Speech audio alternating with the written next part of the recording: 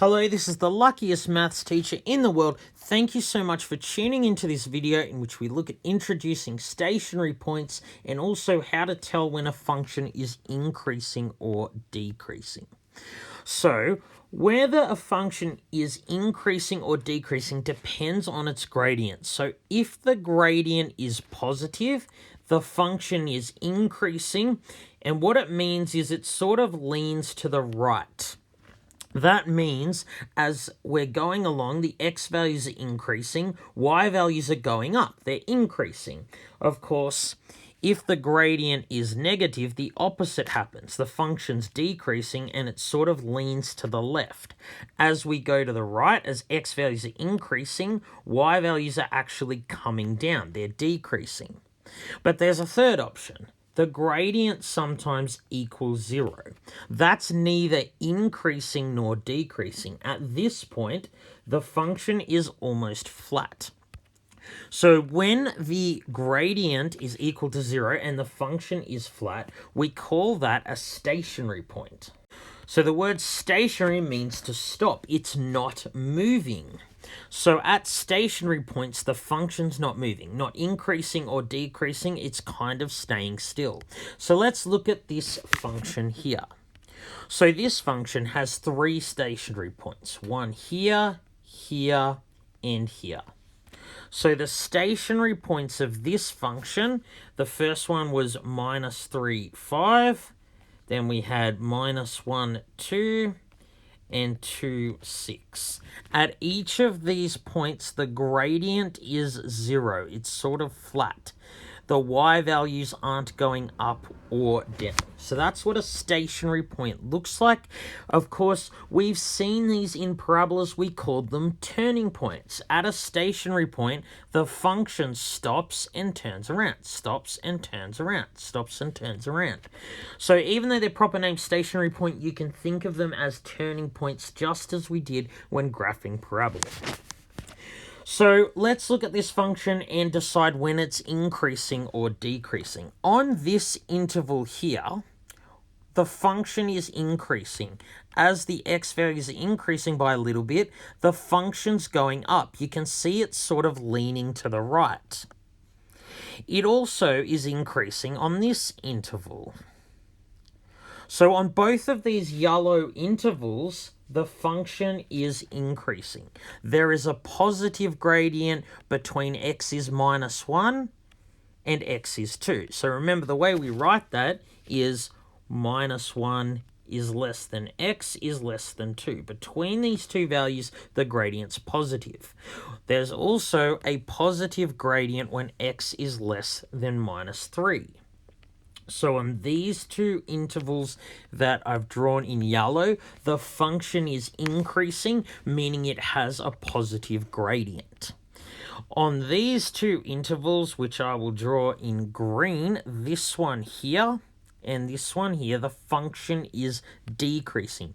It's leaning to the left, it has a negative gradient. What's happening is, as I'm going right, the function is going down. As x values are increasing, y values are decreasing.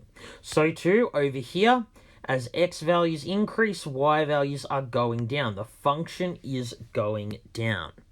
So this function, whatever it is decreasing on the intervals when x is between -3 and -1.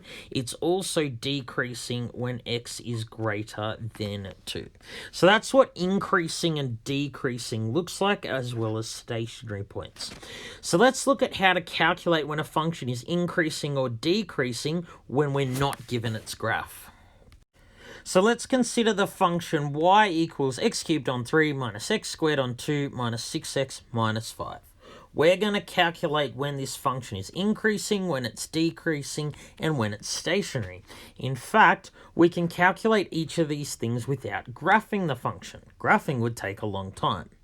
Now, whether it's increasing, decreasing, or stationary depends entirely on its derivative. So let's differentiate this function. So differentiating term by term, we move the power to the front and decrease the power by 1. So this is the derivative. Of course, we can make this a little easier. It's just x squared minus x minus 6. This is the derivative. So we're going to calculate when the function is increasing, decreasing, and stationary. So firstly, let's look at when it is stationary. So it will be stationary when the derivative is equal to 0, when the gradient is equal to 0. So if x squared minus x minus 6 were equal to 0, we can just solve this equation. It would be x minus 3, x plus 2 is equal to 0. So what that means is it's stationary when x equals 3 and x equals minus 2. At these 2 points where x is 3 and x is minus 2, the function is not increasing or decreasing. The function is stationary. So now let's calculate when it is increasing or decreasing. So what we can do here, what we might actually do is graph this derivative function. So we know its x-intercepts are 3 and minus 2. So if we set it up here, we know it's going to have x-intercept 3 and minus 2. Now, because it is a smiley face function, it's going to look like this. This is the graph of the derivative. So we can see the derivative is equal to 0 at minus 2 and 3. But the derivative is above 0. X squared minus x minus 6 is above 0. It's positive. It's above the x-axis when x is greater than 3 or x is less than minus 2. So these are the two intervals where the derivative is positive, so that means the function is increasing. Positive derivative means the function is increasing. And we can see that this graph of the derivative, it's below 0. The derivative is negative between x equals minus 2 and x equals 3. So that means the original function will be decreasing on this interval. It's entirely dependent on the gradient. So this function here is increasing if x is greater than 3 or x is less than minus 2. This function is decreasing if x is between minus 2 and 3. And then this function is stationary if x equals 3 or x equals minus 2. All right, thank you so much for tuning into this video. This has been the luckiest maths teacher in the world. Have a great day.